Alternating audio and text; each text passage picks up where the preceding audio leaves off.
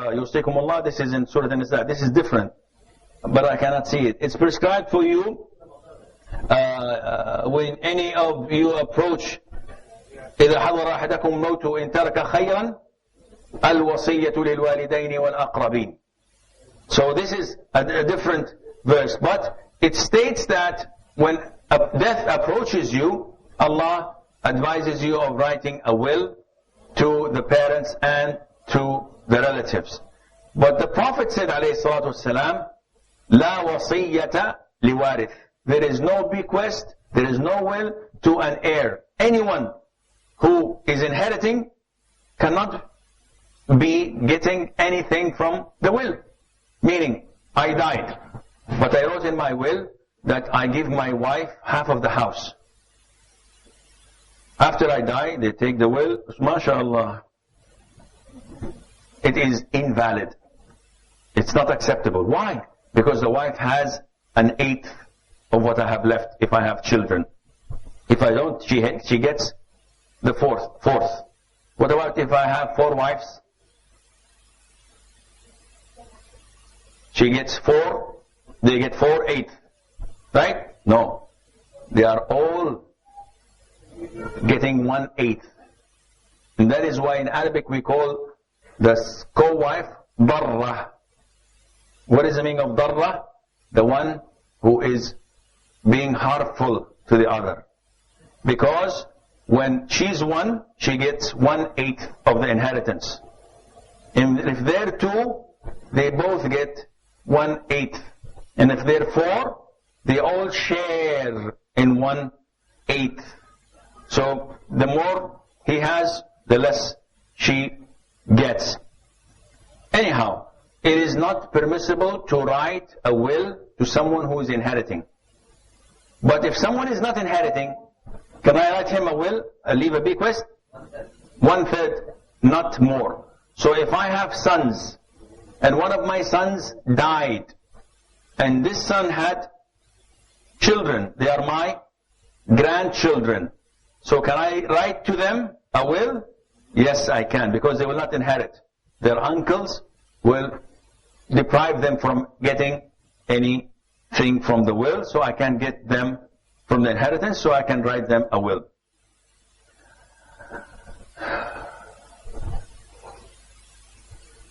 Now this is a challenge. I didn't do this, but Jazakumullah khair, the brothers, abrogation of the verse. Okay. Abrogated, the verse abrogated, naskh al-hukm wa tilawa. There are types of abrogation. 1, we would not find neither the writing nor the ruling. It goes. 2, we will find the verse, the writing, but the ruling is not valid anymore. 3, we will find the ruling among us, we're practicing it, we're doing it, we're applying it, but there is no verse of the Quran, it's gone. So these are the 3 stages, and we have the examples, I hope. Abrogation of verse and the ruling. So this is the first one, the abrogation of the ruling and the verse. Naskh al-hukm. Hukm is the ruling. And the tilawa is the recitation. So it's not there, you cannot recite it. The example of this is the hadith of Aisha, may Allah be pleased with her. She says it had, now, we have presents, huh? Okay, now get ready for a present. Read this for half a minute. I will drink. And I will ask you a question now, huh? Get ready.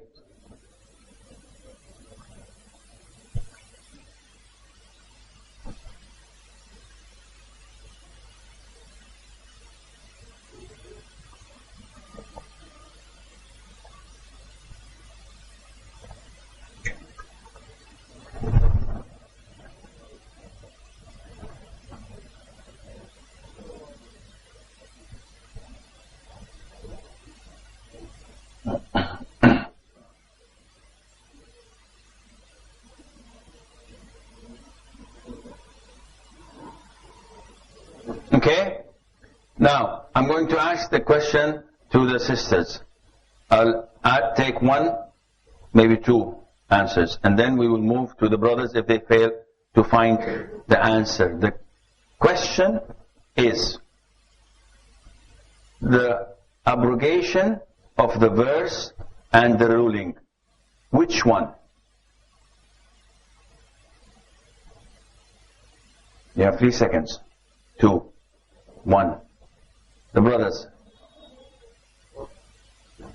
Raise your hand, please. Raise your hand. I don't want answers that are not.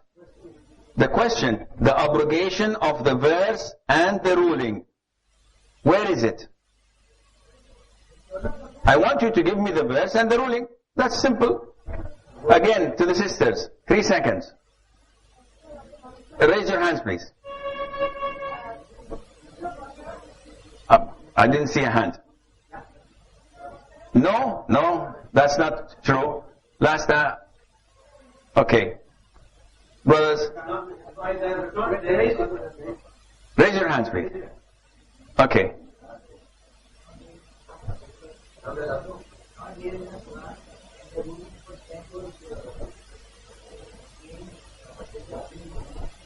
So which was abrogated?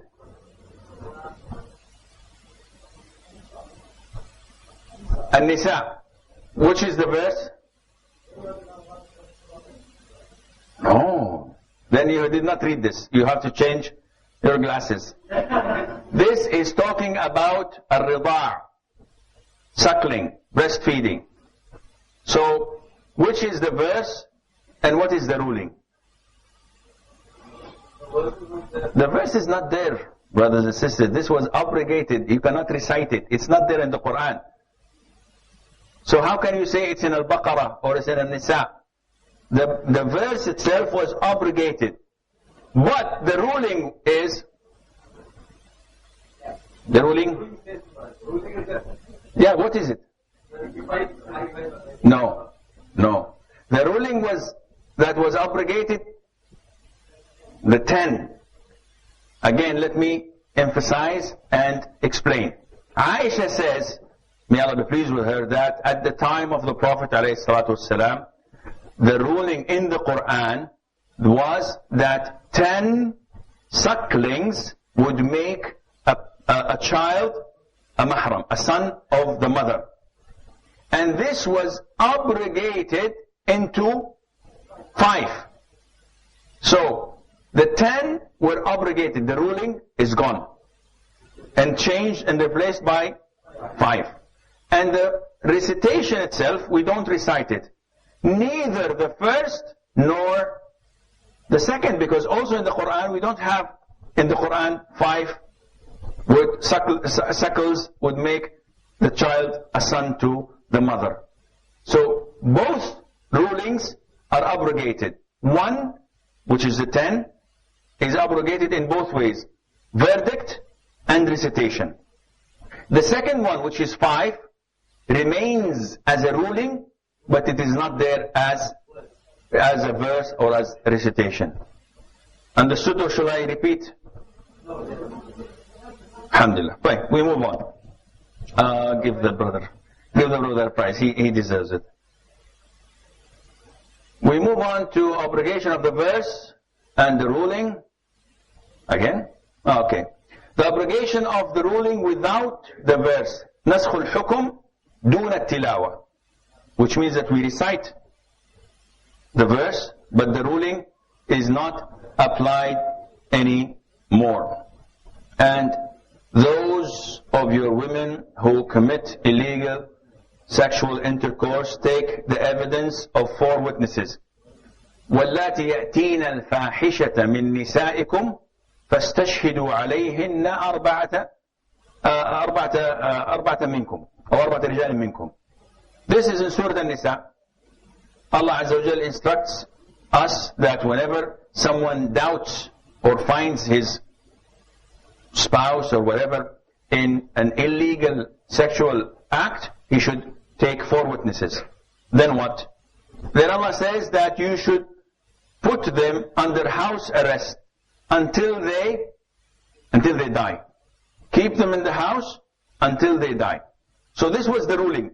Whenever a married woman fornicates or someone fornicates, a woman fornicates, whether she's married or not, this is the ruling. She is to be kept in the house until she dies. This was abrogated by the verse in Surah An-Nur where Allah prescribed the punishment for women who are unmarried if they fornicate. Women or men? What is the ruling? The unmarried women and men guilty of illegal sexual intercourse, flog each of them with 100 stripes. Lash them with 100 lashes. This is the ruling. So this abrogated the first. Now if someone finds someone who commits adultery and keeps her in the home until she dies, this is not legal. This is not permissible. Of course, providing she or he is unmarried. But, and the question to the brother next to the cameraman. No, the one behind him. What happens if he's married? This is the problem. Okay. Khalas. He raised the white flag. Okay. We forgive you. Okay, we'll move on to the third type of abrogation, is the abrogation of the verse without the ruling. This is naskh al-tilawa dun al-hukum, which means that the ruling is there.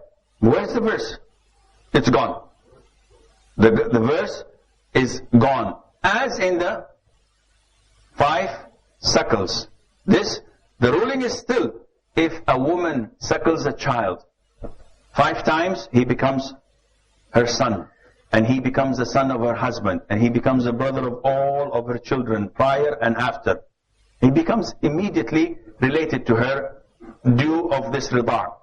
If she does this 4 times only, it's not enough. Khalas, he's a stranger, still a stranger to her and to the rest.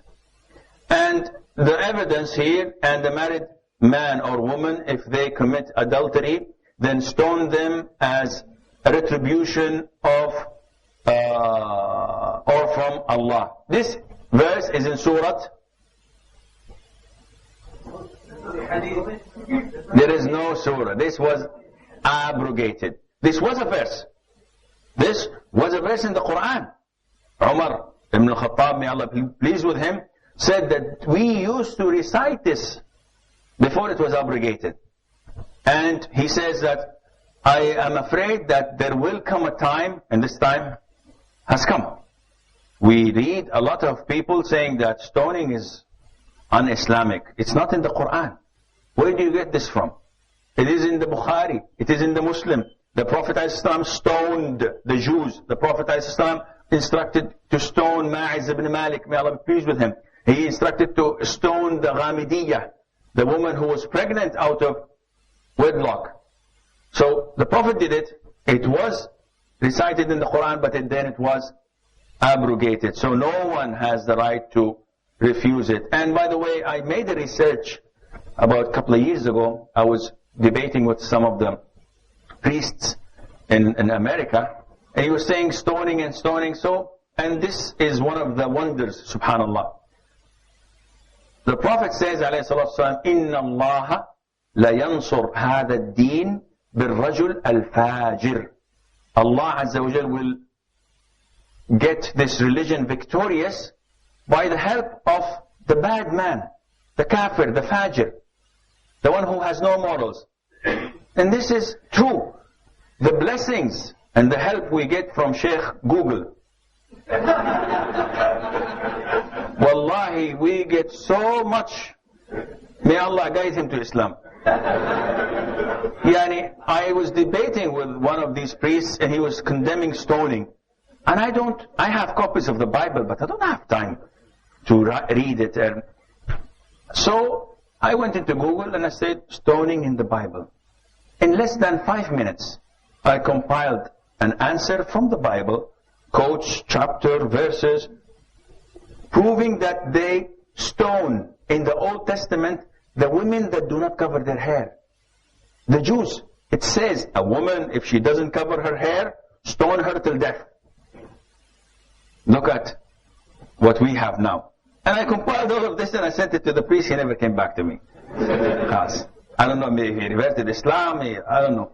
But, subhanallah, we can defend our deen very easily in 5 minutes by just consulting Sheikh, Google, and he would give us the answer. So stoning is on our religion, it is in all the religions. On very simple things, those who defy their parents, stone them to death.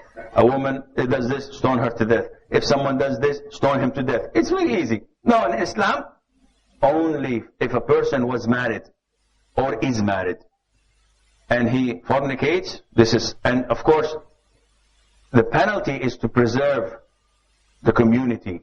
And you cannot inflict this punishment except with 4 witnesses, not seeing something that can be or can't be. They have to see a detailed graphic evidence explaining to the very little detail, that without doubt, or by confession. So to be able to do this in the presence of 4 people, this guy definitely he needs to be killed, because anybody would not continue. Or to confess. And when Ma'iz confessed, how many times the Prophet ﷺ turned his face? 4 times. He said, "Oh Prophet of Allah, purify me. I have sinned." He turned his face. He came. He turned his face. He came 4 times. And then the Prophet said, "Is he mad?" The man said, "No."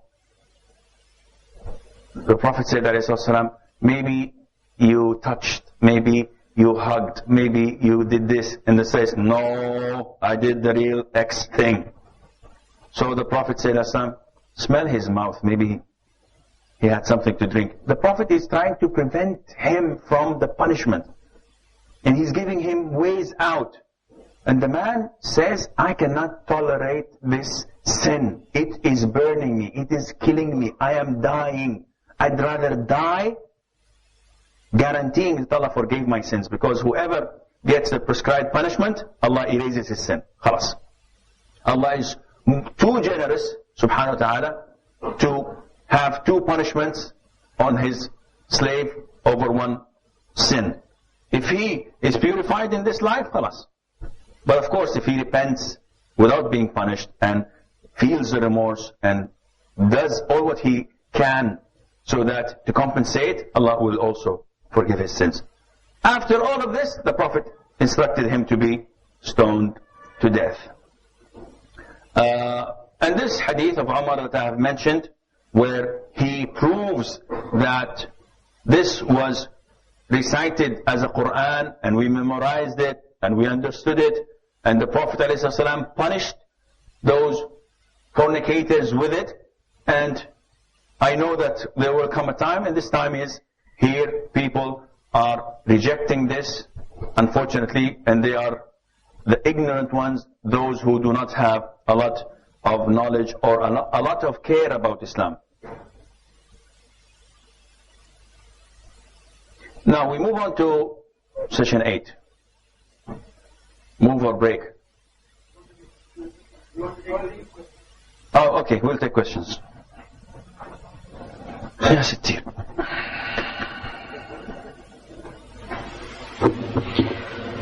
Why a verse was abrogated, but the ruling was kept? Why was not the verse kept?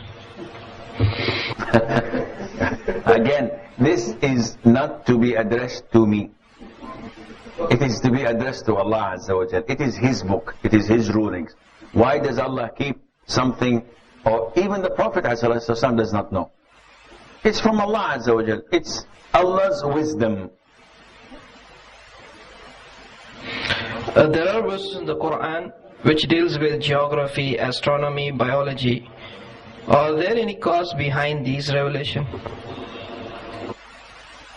Most likely not, because we don't have any evidence to prove that this was revealed for this cause. You remember that the cause of revelation cannot be determined by reasoning. It has to be by a companion, and the companion, he has 2 choices: either to say, I believe that this is in this and this is probable, or the companion says, because of this incident Allah revealed. This is straightforward.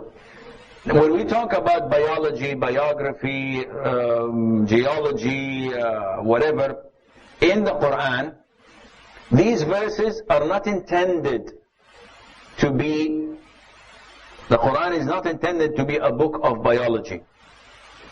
Allah is giving you only hints. So, these verses are to be understood after the time of the Prophet ﷺ, after the time of the companions, and that is why we are sure, we are certain, that the companions did not know not the biology, where the verse was going to. They understood it normally. When Allah Azza wa Jalla says about the origin of creation and how man is created, these stages of a sperm, of a clot, of bones, of so and so and so, they did not understand this except they knew the meaning, but they could not visualize it. Now, can we visualize it more than them? Definitely. We can see this in ultrasound, we can see it in x-rays, we can see it in so many great details that when we read the Quran we say, La ilaha illallah. The companions at the time did not understand this, but they believed it. They took it for granted. Exactly as when the verse, سَيُهْزَمُ الْجَمْعُ وَيُوَلُّونَ الدُّبُرُ. Umar ibn Khattab said, we're in Mecca. What are you talking about? That all the armies will be defeated and they will give us their backs while they're running. But I saw this coming to reality in the battle of Badr. And when Allah talks about the camels, the mules, the horses as forms of transportation and says, وَيَخْلُقُ اللَّهُ مَا لَا تَعْلَمُونَ. And Allah would create things you do not know. At the time of the Prophet ﷺ, okay, I know that Allah creates things that we don't know. But now, when we look at the cars,